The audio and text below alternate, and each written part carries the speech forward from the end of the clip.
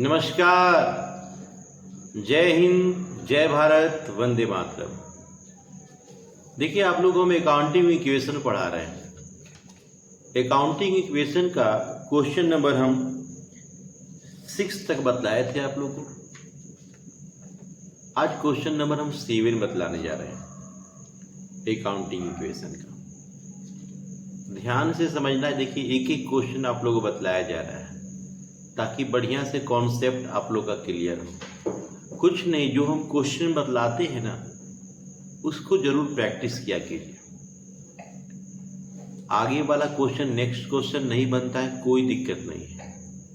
हम जो क्वेश्चन को बतलाते हैं उसका प्रैक्टिस जरूर कीजिए, तो कॉन्सेप्ट क्लियर हो जाएगा। तो शुरू करते हैं क्वेश्चन नंबर 7, अकाउंटिंग इक्वेशन। ध्यान से समझिएगा। Question number 7, accounting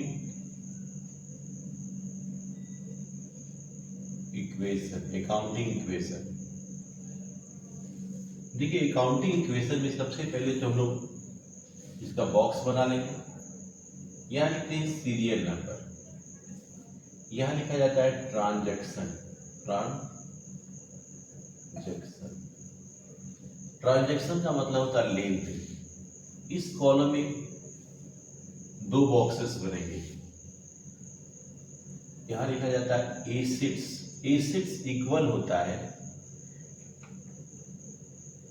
liabilities plus capital का। एसेट्स में मेरा कैश होता है, स्टॉक होता है, फर्नीचर, डेटर्स और प्रीपेड एक्सपेंसेस। लाइबिलिटीज में creditors, outstanding expenses plus capital. देखिए, इस क्वेश्चन में टोटल 7 ट्रांजैक्शन है। जितनी ट्रांजैक्शन है उससे एक ज्यादा बॉक्स बनाएंगे। 1 2 3 4 5 6 7 एक एक्स्ट्रा 8, टोटल 8। यहाँ पे सीरियल नंबर में ABCD EF G। पहला वाला पहला वाला बॉक्स ब्लैंक रहेगा। दूसरे वाले बॉक्स के माथे पे हम लिखेंगे इक्वेशन। बाकी सब बॉक्स के माथे पे लिखेंगे हम न्यू इक्वेशन। यहां भी न्यू इक्वेशन लिखेंगे। यहां भी न्यू इक्वेशन लिखेंगे। यहां भी न्यू इक्वेशन लिखेंगे।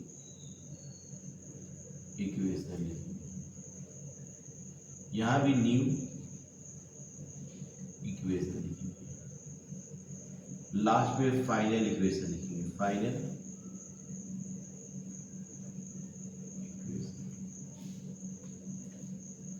पहला वाला ब्लैंक रहेगा, दूसरा भी इक्वेशन, बाकी सब में new equation,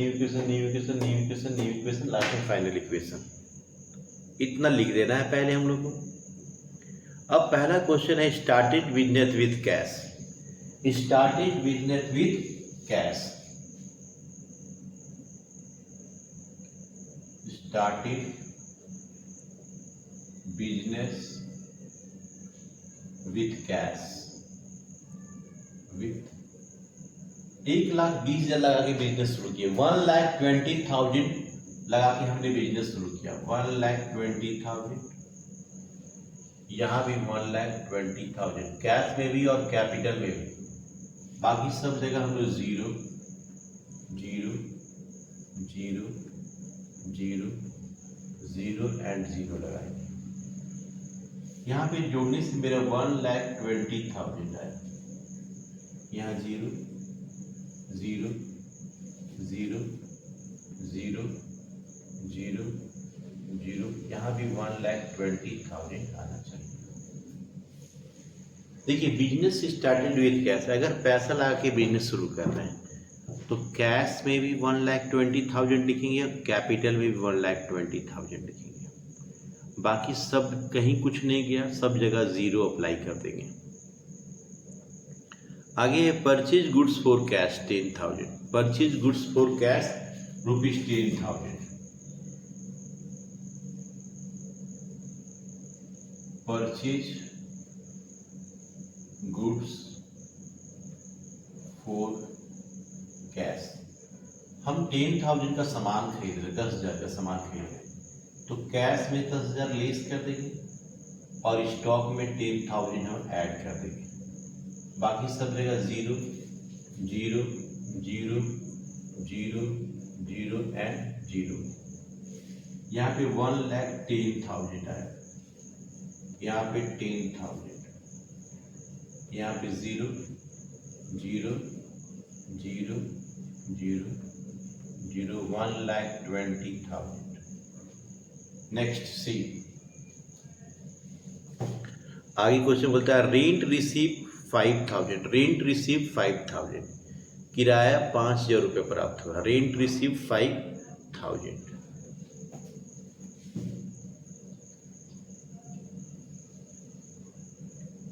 rent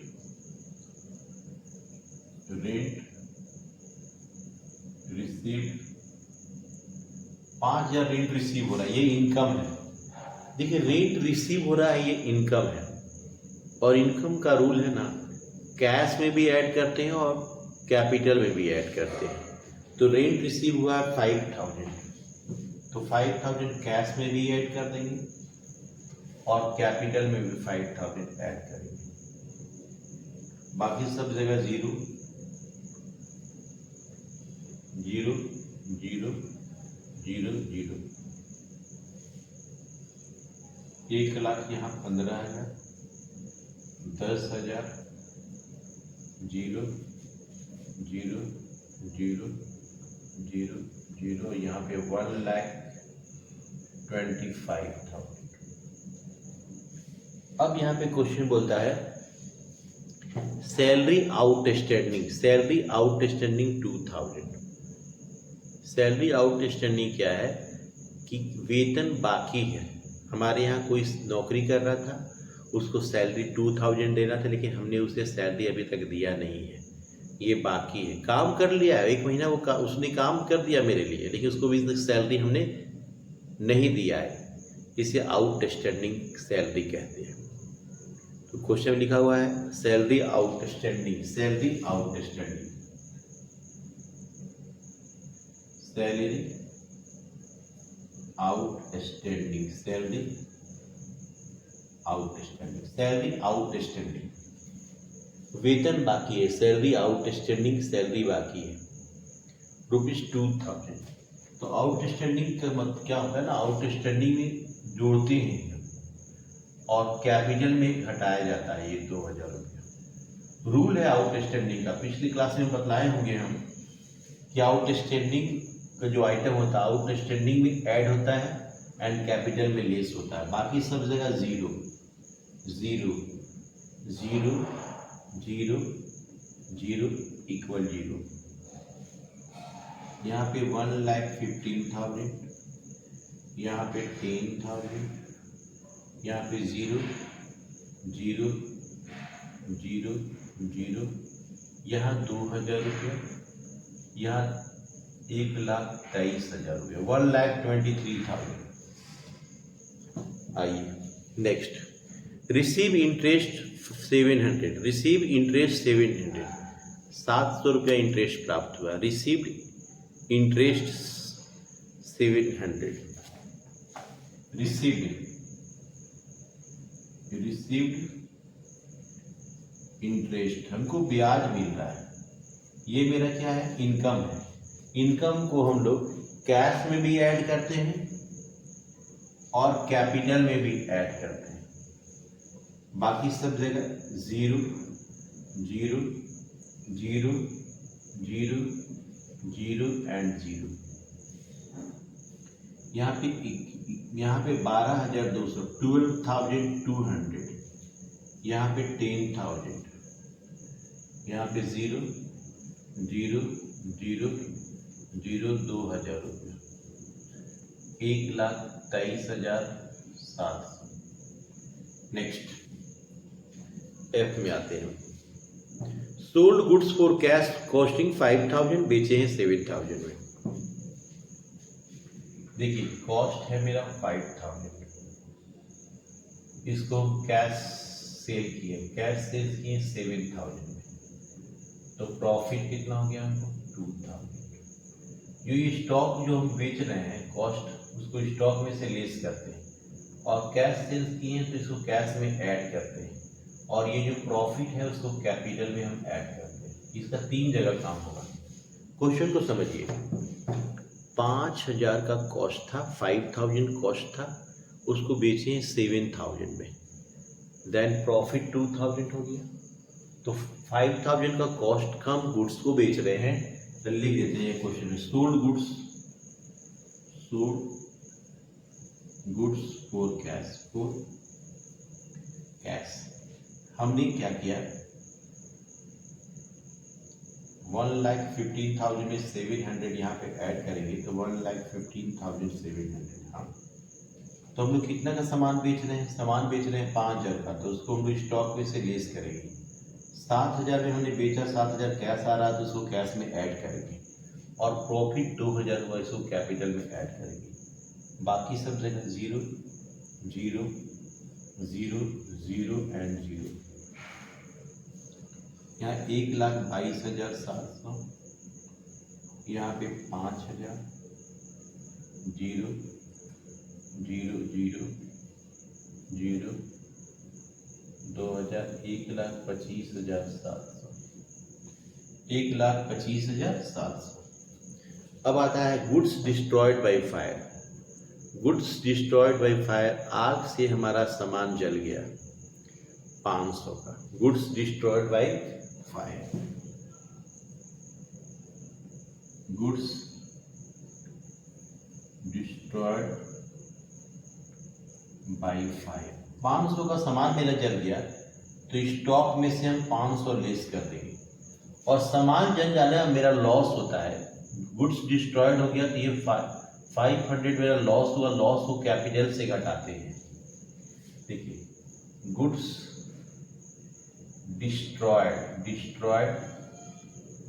by fire, अगर आग से सामान जल रहा है, जल जा रहा है, तो इसको स्टॉक में लेस करेंगे एंड कैपिटल में भी लेस करेंगे, दोनों में लेस करेंगे, क्योंकि ये लॉस है इसलिए कैपिटल से घटेगा, और इतना का सामान जल जा रहा है तो स्टॉक मेरा कम हो जाएगा। बाकी सब जगह 0 0 0 0 0 एंड 0। 1,22,700, 4,500 0 0 0 0 2,000 and 1,25,200। अब इसके बाद हम लोग बैलेंस शीट बनाएंगे। क्या बनाएंगे हम लोग? Balance sheet. बैलेंस शीट हम लोग एक्चुअली मेनली चेक करने के लिए बनाते हैं कि हमने जो क्वेश्चन बनाया है उसका सॉल्यूशन सही हुआ है या नहीं। तो बैलेंस शीट बनाने के लिए यहाँ पे लिखा जाता है capital and liabilities, capital and liabilities. यहाँ लिखा जाता है अमाउंट रुपीज, अमाउंट रुपीज। यहाँ लिखा जाता है एसेट्स और यहाँ लिखा जाता है अमाउंट। सबसे पहले क्वेश्चन में देखेंगे हम लोग कैपिटल का रिजल्ट लास्ट में कितना है। फाइनल रिजल्ट देखा जाता है, कैपिटल का रिजल्ट है 1,25,200 और आउटस्टैंडिंग सबसे पहले क्रेडिटर्स। क्रेडिटर्स का रिजल्ट इसमें नथिंग है, कुछ भी नहीं है, नहीं देखेंगे। आउटस्टैंडिंग एक्सपेंसेस जो सैलरी था ये मेरा 2,000 है। इधर हम लोग कैश लिखेंगे, कैश मेरा कितना है 1,22,700। स्टॉक हम लोग का 4,500 है, फर्नीचर कुछ भी नहीं है, नथिंग। डेटर्स भी मेरा कुछ भी नहीं है, नथिंग। प्रीपेड एक्सपेंसेस भी हमारा नथिंग है। दोनों तरफ ऐड करते हैं तो 1,27,200 इधर भी आया, 1,27,200 इधर भी आया। अगर दोनों तरफ का सम इक्वल है देन हम लोग बिल्कुल क्वेश्चन को सही सॉल्व किए। ये क्वेश्चन नंबर हम आप लोग को बतलाएं 7। अगर आप चाहते हैं कि ये आप क्वेश्चन को बढ़िया से समझ पाए तो आप इसको खुद से आपको प्रैक्टिस करना है, खुद से बनाना है। जब तक आप अपने से नहीं इसको आप प्रैक्टिस कीजिएगा तब तक समझ में नहीं आने वाला है। तो मिलते हैं अगले क्वेश्चन के साथ अगले लेक्चर में। तब तक अपना ख्याल रखें, खुश रहें, प्रसन्न रहें।